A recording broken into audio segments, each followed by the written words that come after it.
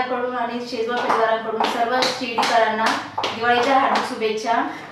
सर्व शिर्डीकरांना माझी एक विनंती आहे की त्यांनी ही दिवाळी पर्यावरण मुक्त करावी, म्हणजे आपल्या शिर्डीचं कमीत कमी एक नाव होईल की clean Diwali, green Diwali, clean Diwali.